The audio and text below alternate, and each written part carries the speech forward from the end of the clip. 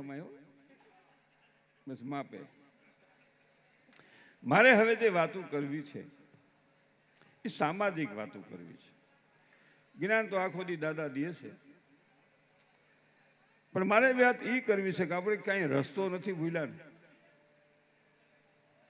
જે દેશ આપણો આદર્શ લઈ શકે, જે દેશ આપણો વિશ્વની માલિકો વખણાય,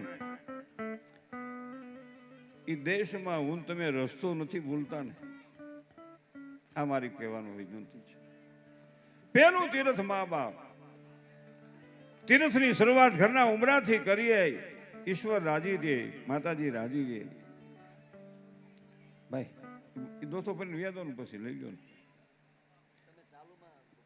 ના ના વાંધો લઈ પૈસા વિના હલે એમ નથી. પૈસા હાલું પૈસા બહુ તાકાત છે. ખિસ્સામાં આંગળા હોહરવા જતા હોય એમાંય ફેર. દિલીપભાઈ ખિસ્સામાં 50,000 ડટો પડ્યો હોય એમાંય ફેર. અને મારી વહાલી બહેનોને મારી એક વિનંતી છે. આટલી બધી બહેનો જોઈને હું એટલો રાજી થયો કે આપને વંદન છે. ને કે રાતના પ્રોગ્રામમાં બૈરાઓ નથી આવવા દેતા. ઘણે ઠેકાણે હુઈ રાવની સોનું મન્યું, હુઈ રાવની કે નથી આવવા દેતા. અરે ઘણા તો વળી એમ કે મારી હામું બોલે, મારી હામું બોલે. તારી હામું ન બોલે. કામા કુઈટા. ખાંડ નથી, ભૂકી નથી, તેલ નથી. છોકરા થીંગડા વાળા પાટણ પેન ઊભી બજારે છેડ્યા, તને કહેવાય નહીં કામે છેડ્યા. તારી હામું હું પપ્પા હામું હોત બોલવું પડે. આવો ક્યાં ભટકાવ્યો દાળદરી. તા તો ઓલી પડખે કપલીનું સાવી ટાઈટ કરે. તારી પત્ની, તારી વાઈફ, તારી મિસિસ, તારી ઘરવાળી, તારી બાયડી હામું બોલે છે. નાખની બેગ તો મરાય થોડું કાઢી મૂય. મારે તો છે નહીં નકર રહેવા ન દઉં. એટલે પાછા તારા ગાંઠિયામાં લઈ જવા છે. એવી મલિન વ્યક્તિને મિત્ર નહીં બનાવશો. યુવાન મિત્રોને મારી ખાસ પ્રાર્થના છે. એવી મલિન વ્યક્તિની દોસ્તી નહીં કરશો કે આપણા દાંપત્ય જીવનમાં કોઈ અગ્નિ મૂકી દે ને પછી એનો કોઈ આનંદ અનુભવે. એવા નબળા વિચારવાળી વ્યક્તિની સાથે સંબંધ નહીં રાખતા. ખાસ મારી વિનંતી સાથે દર્દ ભરેલી અપીલ છે. અને બેનોને એક બીજી મારી વિનંતી, કક્ષાથી બહાર આપણા ઘરવાળાની, આપણા હાહુહારાની, આપણી પરિવારની કક્ષાથી બહાર એને ખર્ચ નહીં કરાવતા. આવકથી વધારે તમે ઘરવાળાને ખર્ચ કરાવશો તો તમારે દુઃખનું સર્જન થઈ જશે. આ વિચાર કોઈથી ભૂલશો નહીં. અને આટલા બેનું બેઠા એટલે એક બીજી વાત કઈની પણ કોણ ના પાડે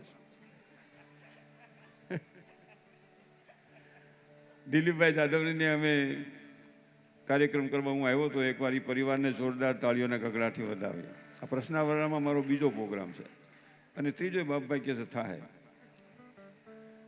ન થાય ની ખબર નહીં, પણ આજ મળ્યા છે, કાલની ખબર નથી. કહા જન્મા કહા ઉછર્યા, કોને લડાયો હોય લાડ. તુલસી કહે ક્યું ખબર રહેગી, કહા પડ ગયો હાડ.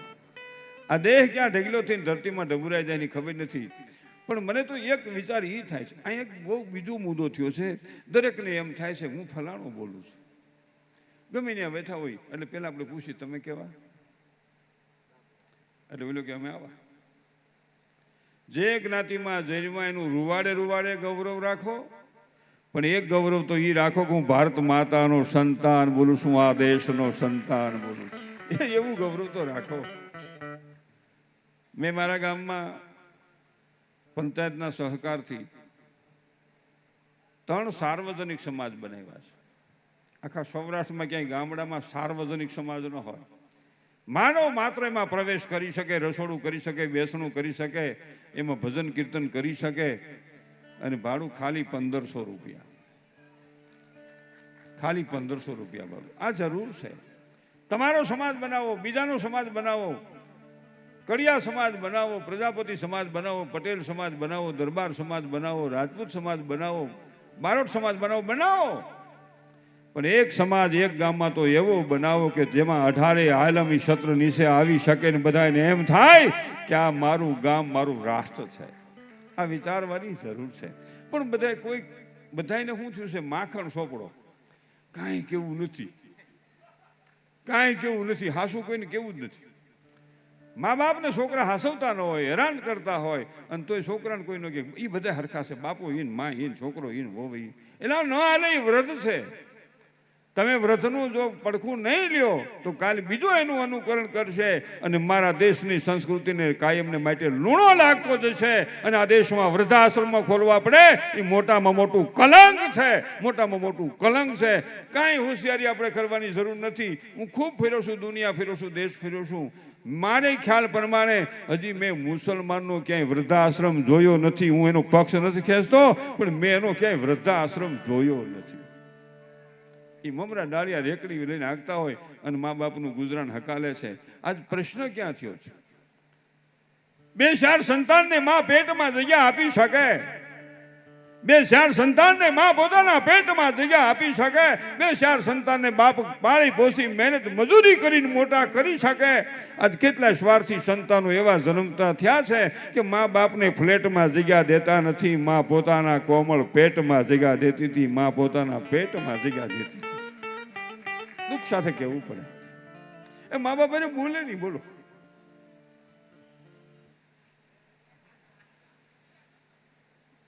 લે મારું હળું કહું. એટલા બહેનું છે. એક બીજી વાત મને આવી. તમારે તો અહીં ખૂબ બધા કામ કરો છો, અહીંની વાતો નથી. આ તો અમારી બાજુનો પ્રશ્ન છે.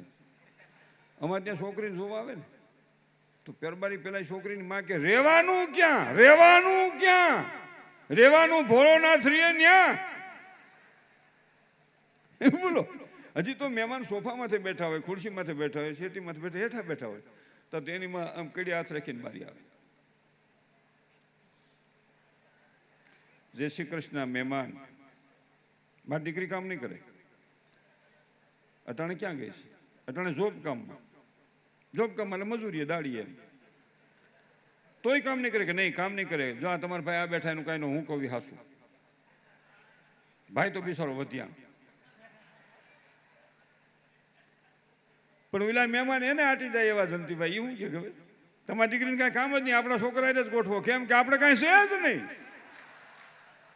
આરામ કરો કે કામ કરો.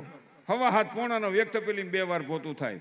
જિંદગીમાં કામ નથી કરવું એ વિચાર માનવ સમાજ માટે કલંક છે.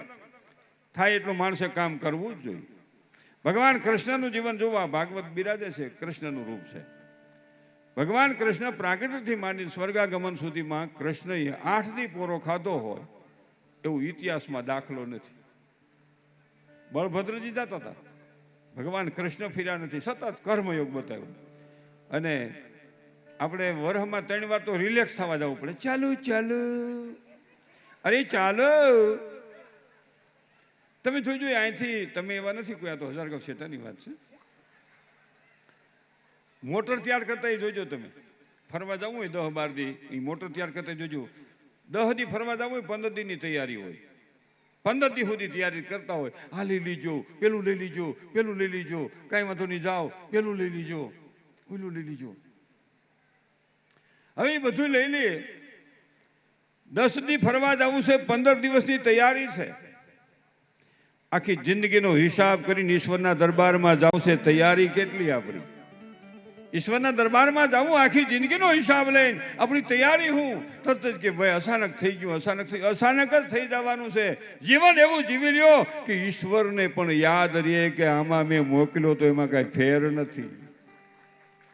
અહીંથી ગાડી તૈયાર કરતી કેવી રીતે ક્યારે આપણે મોટર એ અહીંયા ઠેલો મૂકો, અરે આ બીજું બાસ્કેટ અહીંયા મૂકો, પેલો નાવાનો સોડો લીધો, પેલી બેટરી લીધી, ફોન લીધો, નાવાનો સડા લે ને. કારણ કે એ મોટા મોટા સરોવર હોય, હારે બાયું ભાઈ નાતા હોય. નાતા હોય. હું તો કોઈ દિન આવ્યો નથી એમાં, માણા કહેતા હોય, આપણને ખબર નથી. અને કે કોક તો સરોવર મેલા થઈ ગયા હોય,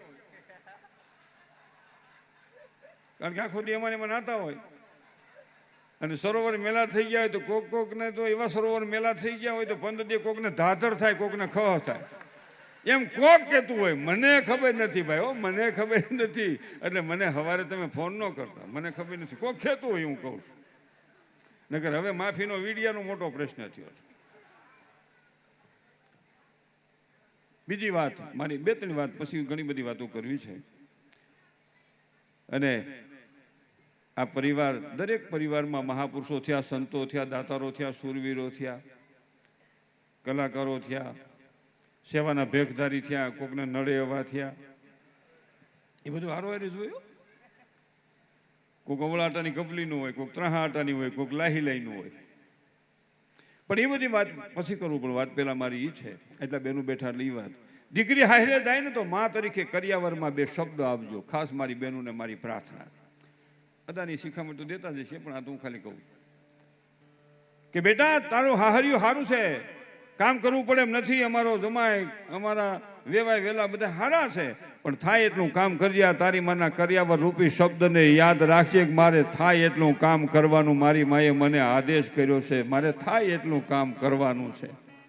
એકાદી તાળી પાડો બેન, થાય એટલું કામ કરવાનું. અને બીજો શબ્દ એ દેજો કે બેટા 5 દી દુઃખ ના આવે તો નિરાશ થતી નહીં, ફરિયાદ કરતી નહીં. દુઃખની પાછળ સુખ છુપાયેલું હોય છે, ઘોર અંધારી રાતની પાછળ સૂર્ય છુપાયેલો હોય છે. સીતાજીના જીવનને યાદ કરો ને, દુઃખ હળવું થઈ જાય. યુવાન મિત્રો બેઠા છો ને કહું, ક્યાંય તમે બિઝનેસ કરતા હો, એટલે ઝડપી જમાનો છે જયંતિભાઈ, ધંધો કરતા હો દિલીપભાઈ, અને ક્યાંક કોઈ કપલીને આવી જાય, નુકસાની આવી ગઈ, તો ખાસ મારી યુવાન મિત્રોને પ્રાર્થના છે, નુકસાની આવી જાય ઘરમાં જાહેર કરી દો કે ભાઈ મારી પરિસ્થિતિ આ છે, મારે આ નુકસાની થઈ ગઈ છે, હવે તમારે જે રસ્તો કાઢવો હોય કાઢો, મને કાંઈ દે સૂચતી નથી. તો તમે હું એમાં રસ્તો કાઢી શકશું. આજ કોઈ કે નહીં કોઈને, અને નુકસાની આવી જાય અને પછી આપઘાતનો રસ્તો લે, મરનારી વ્યક્તિ મરી જાય છે, એની પાછળ જીવનારાની જિંદગી બેકાર થઈ જાય છે, જીવનારાની જિંદગી બેકાર થઈ જાય છે. અને કેવું પાછું. અને બીજી વાત એ કહું છું